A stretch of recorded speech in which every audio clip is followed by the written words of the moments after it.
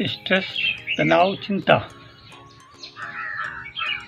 और उसकी अभिव्यक्ति का असर हमारे पूरे शरीर पर होता है।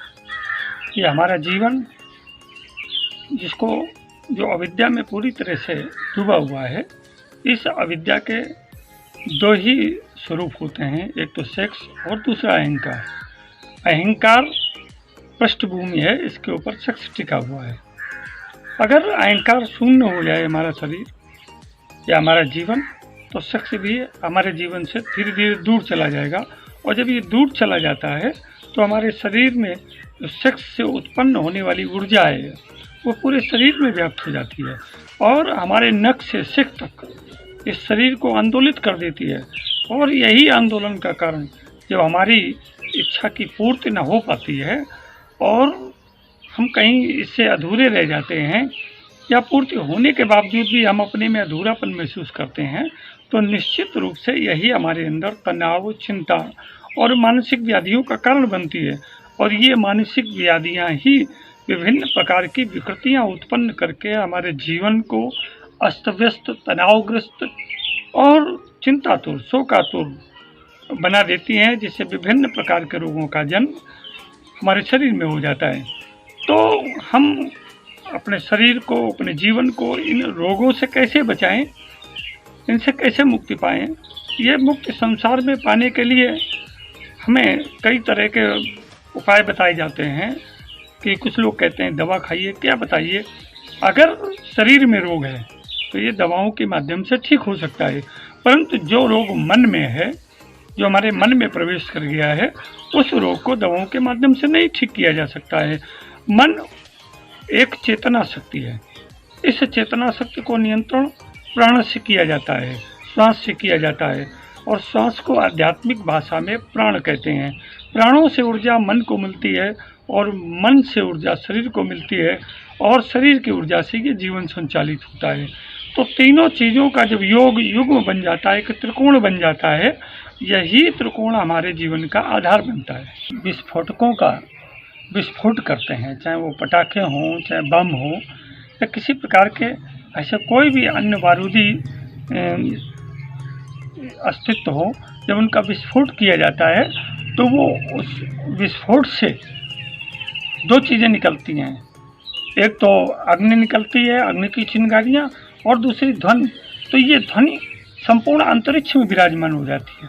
तो वैसे ही जब हमारे शरीर में किसी चेतना का, किसी इच्छा का या किसी स्थिति का प्रादुर्भाव होता है, तो वो हमारे पूरे आवरण में, हमारे शरीर के पूरे आवरण को, पूरे अस्तित्व को अपने उसमें जकड़ लेती है। और ये जकड़न ही हमारे शरीर में अतिरिक्त ऊर्जा उत्पन्न करती है। जो ये अतिरिक्त ऊर्जा उत्पन्न हो जाती है, ये अतिरिक्त ऊर्जा ही हमारे लिए तनाव का कारण बनती है। क्योंकि जिस चीज़ को हमारा मन, हमारा शरीर क्षमता से अधिक है, हमारे तन और मन की क्षमता से अधिक जो ऊर्जा उत्पन्न हो जाएगी, वो ऊर्जा का आधिक्य हमारे लिए परेशानी का कारण बनेगा। और वो अत्यधिक ऊर्जा ही हमारे अंदर बीमारियों का, स्ट्रेस के, तनाव के, अवसाद के या ऐसी जानलेवा बीमारियों का कारण बनते हैं जो हमारे अस्तित्व पे ही सवाल खड़ा कर देते हैं। तो हमें किसी भी प्रकार की स्थिति से बचने के लिए, अगर हम ज़्यादा स्ट्रेस में हैं, ज़्यादा तनाव में हैं, ज़्यादा अवसाद में हैं, तो हमें तुरंत अपने आप को स्थिर कर लेना चाहिए। क्योंकि मन जितना चंचल है, मन को अगर आप रोकने जाएंगे तो इसको ज़बरदस्ती रोका नहीं जा सकता है। आप इसको शनै शनै नियंत्रण में कर सकते हैं। जैसे आज हमने एक प्रण लिया कि हमारे जीवन में जो भी वृत्तियाँ हैं, जो भी विचार अधिक आते हैं, उन विचारों में एक विचार का हमने संकल्प लिया कि आज हम इस विचार को 10 सेकंड तक अपने मन में नहीं, मन से बाहर रखेंगे, इस विचार के विषय में चिंतन ही नहीं करेंगे। तो एक बार 10 सेकंड के लिए आपने उस विचार का निरोध किया। वृत्ति निरोधा, योग चित्त वृत्ति निरोधा पतंजलि योग दर्शन का सूत्र है। तो हमारी वृत्तियों का निरोध, तो हमने एक बार में उसको निरोधित किया तो 10 सेकंड के लिए निरोधित हो गया। यही क्रिया दिन में हम कई बार जब मन में संकल्प करके दोहराते रहते हैं, तो ये बार बार हमारी आवृत्ति में आ जाती है, और जब ये आवृत्ति में आ जाती है तो वो चीज़, वो इच्छा, जो वो विचार जिसके विषय में हम ज़्यादा परेशान हैं, वो धीरे धीरे आना कम हो जाता है। इस तरह से जब कई दिन तक निरंतर प्रयास करते हैं तो एक विचार से हमें मुक्ति मिल जाती है। इसी प्रकार से जीवन को विचार शून्य करने के लिए धीरे धीरे हम जब विचारों की आवृत्तियों को कम करते चले जाएंगे तो मन जब स्थिर हो जाएगा तो स्थिर मन ही हमारे सुख, शांति, समृद्धि और परिपूर्णता का आधार है। तो मन को स्थिर रखना है। जैसे स्थिर जल में हमें अपना प्रतिबिंब दिखाई पड़ता है, चलायमान जल में हमें अपना प्रतिबिंब नहीं दिखाई पड़ता है, और जहाँ जल स्थिर और भारी होता है वहाँ बड़े बड़े जलयान भी चले जाते हैं, परंतु अस्थिर जल में, उथले जल में जलयान भी नहीं चल सकते हैं। तो इसलिए मन को स्थिर करने के लिए अपनी वृत्तियों का निरोध ही सर्वोत्तम उपाय है, जिस पे हमें आगे बढ़ना चाहिए। जब तनाव और चिंता बढ़ती है तो हमारी सांसें जल्दी जल्दी चलने लगती हैं और हमारे अंदर कुछ घबराहट, कुछ सनसनी जैसी हमारे शरीर में फैल जाती है। तो ये स्ट्रेस हमारे शरीर को बिल्कुल अस्त व्यस्त कर देता है। अब यहाँ बात ये आती है कि इस स्थिति पर नियंत्रण कैसे पाएगा। इस स्थिति पर नियंत्रण पाने के लिए सर्वप्रथम हमें किसी स्थिर आसन में बैठ जाएं और आसन में बैठ करके आँख बंद करके अपने को विचार शून्य करते हुए गहरी लंबी सांस लें। एक बार में सांस ली, थोड़ा रुके, फिर सांस ली और कुछ देर कुंभक किया, कुछ देर यहाँ रुक करके कुछ सेकंड का कुंभक किया और फिर सांस को मुंह से छोड़ दिया।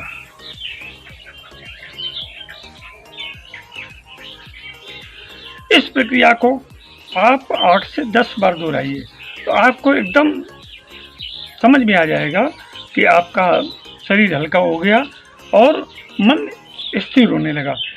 तो जिस समय हम सांस लेते हैं तो हमारे ये डायफ्राम जो है ये खुलता है और उसमें अतिरिक्त ऑक्सीजन भरती है, और ये अतिरिक्त ऑक्सीजन भर करके ये मस्तिष्क को संदेश देता है कि ऑक्सीजन की मात्रा पर्याप्त है, तो मस्तिष्क को आपूर्ति करता है ऑक्सीजन की। जब ऑक्सीजन मस्तिष्क को आपूर्ति होगी तो मस्तिष्क के अंग उपांग जितनी भी शिरोधाराएँ हैं, जितनी भी कोशिकाएं हैं, हमारे शरीर में अरबों कोशिकाएं हैं, ये कोशिकाएं ऑक्सीजन से आपूरित हो जाती हैं और आपूरित होकर के इनमें क्रियाविधि बढ़ जाती है।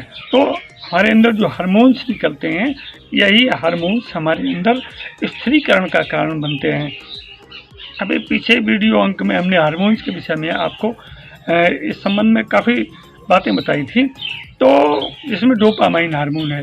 ये डोपामाइन हार्मोन जब अत्यधिक मात्रा में निकलेगा तो भी हमको अस्त व्यस्त कर देगा। तो एक सामान्य मात्रा में जब डोपामाइन हार्मोन निकलता है तो हम जीवन स्थिर रहता है। तो इस तरह से इस श्वसन प्रक्रिया को दिन में 4 से 6 बार अगर दोहराया जाए तो हमारे अंदर ऑक्सीजन की आपूर्ति जब होती रहती है, हमारा डायफ्राम खूब खुलता है और खुल करके पूरी ऑक्सीजन लेकर के जब हम मुंह से सांस छोड़ते हैं तो जितनी भी कार्बन डाइऑक्साइड हमारे फेफड़ों में, डायफ्राम में जमा हो जाती है तो मुंह के द्वारा जब बाहर निकल जाती है तो हमारा शरीर हल्का हो जाता है। क्योंकि कार्बन डाइऑक्साइड हमारे शरीर के लिए एक भारी वस्तु है जो हमारी मृत्यु का भी कारण बन सकती है। तो जब ये भारीपन हमारे शरीर से बाहर होगा, टॉक्सिन्स सांस के माध्यम से, सूक्ष्म टॉक्सिन्स सांस के माध्यम से शरीर से बाहर जाते हैं। जो स्थूल टॉक्सिन्स हैं वो मल और मूत्र के सारे बाहर जाते हैं, कुछ स्वेद पसीने के सारे बाहर निकल जाते हैं। तो इस तरह से हमारा शरीर टॉक्सिन मुक्त हो जाएगा तो ऑटोमेटिक हमें किसी प्रकार की रोग और व्याधि नहीं घेरेगी। तो ये जो क्रिया एक संक्षेप में आपके सामने रखी, तो ये क्रिया आपके जीवन के लिए अमृत है।